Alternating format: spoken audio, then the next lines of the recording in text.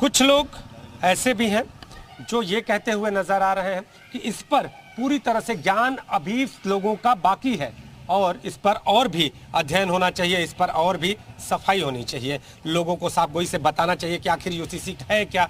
ये कुछ कमियां नजर आ रही हैं क्या? बिल्कुल, इसमें पहले जो है मुस्लिम पर्सनल लॉ बोर्ड से बैठ के मीटिंग करनी चाहिए, साथ में सारे उलमाओं से आप उनकी राय लें। देश में आर्टिकल 25 से 30 तक के जो है हमें इसका अधिकार मिला हुआ है कि हम अपने शरीयत का कानून के हिसाब से चल सकें। अब बाबा साहब ने जो हमको संविधान दिया है वो हमारे लिए पूर्ण है और हम उसी पे फॉलो करने को चाहते हैं। लेकिन अगर देश की सरकार चाहती है तो उसके लिए उनको मुस्लिम पर्सनल लॉ बोर्ड से रब्ता करना पड़ेगा।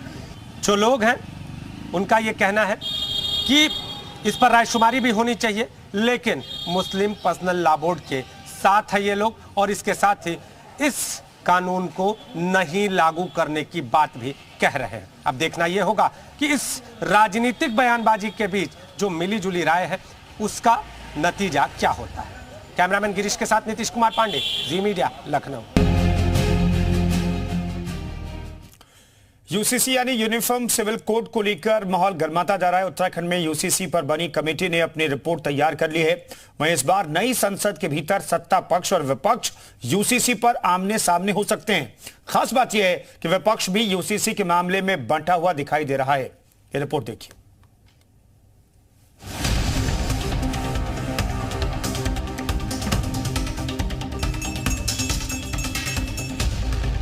आप मुझे बताइए, एक घर में परिवार के एक सदस्य के लिए एक कानून हो, परिवार के दूसरे सदस्य के लिए दूसरा कानून हो,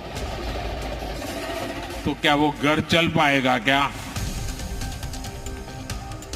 और सुप्रीम कोर्ट ने बार बार कहा है,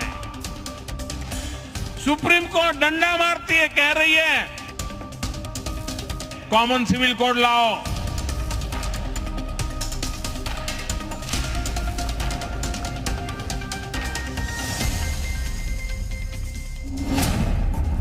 यूसीसी का तीर निकला कमान से।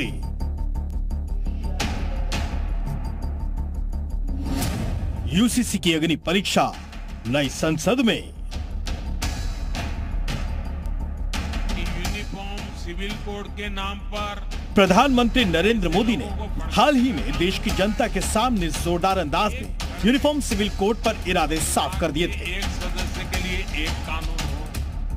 साफ है कि 17 जुलाई से आगामी मॉनसून सत्र में जैसे ही यूसीसी पर चर्चा होने की सुगबुगाहट तेज हुई, विपक्षियों ने भी यूसीसी पर अपना स्टैंड लेना शुरू कर दिया। खास बात यह है कि विरोधियों को लग रहा है कि बीजेपी 2024 साधने के लिए यूसीसी का तीर अपने कमान से निकाल चुकी है।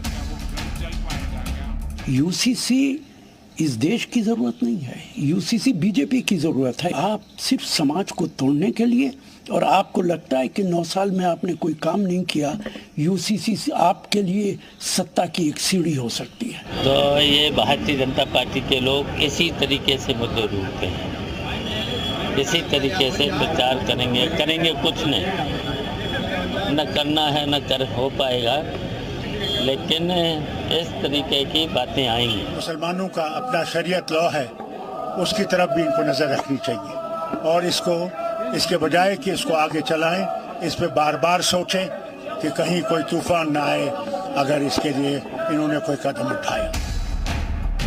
यहाँ फारूक अब्दुल्ला तूफान आने की बात कर रहे हैं, तो वहीं केरल के राज्यपाल आरिफ मोहम्मद खान ने यूसीसी की वकालत करते हुए इसके फायदे गिनाए हैं। What the law seeks to achieve, uniformity of justice. If there is a dispute, they go to the courts. Then court cannot take a view that you are Hindu, therefore this is how you will be dealt with. You are a Muslim, you will be treated differently. You are a Christian, you will be treated differently. You are Buddhist, you are treated differently. Congress UCC पर बनी committee को घेरते हुए सवाल कर रही है कि क्या सुशील मोदी सियासी मकसद पूरा करने के लिए ये बैठक कर रहे हैं। सुशील मोदी ने भी पलटवार किया है। आप यूनिफॉर्म सिविल कोड की बात करते हैं तो उस आनंद मैरिज एक्ट का क्या औचित्य होगा? और भारत के कानून में एक यूनिफॉर्म सिविल कोड है तो सही, जो स्पेशल मैरिज एक्ट है और जो इंडियन सक्सेशन एक्ट है वो अपने आप में यूनिफॉर्म सिविल कोड है। तो फिर यूनिफॉर्म सिविल कोड का औचित्य क्या है? इसका उस कमेटी की बैठक से कोई संबंध नहीं है। ये जो लॉ एंड जस्टिस की कमेटी है, इसके अधिकार क्षेत्र में आता है पर्सनल लॉज पर विचार करना।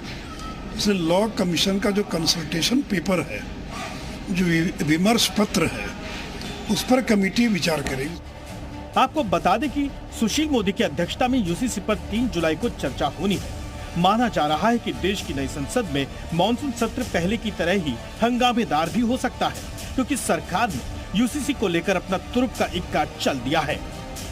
उत्तराखंड में भी यूसीसी का ड्राफ्ट तैयार हो गया है। यहाँ करीब 2.5 लाख लोगों से राय ली गई थी, जिसके बाद ड्राफ्ट उत्तराखंड सरकार के पास भेजा जा रहा है। आपको बता दें कि लॉ कमीशन ने भी यूनिफॉर्म सिविल कोड पर कानून बनाने पर 14 जुलाई तक आम जन की राय मांगी है। सवाल है कि क्या राजनीति के चलते एक देश एक विधान को लेकर देश में नए सिरे से हंगामा होगा या फिर विपक्षी एकता में टूट पड़ेगी।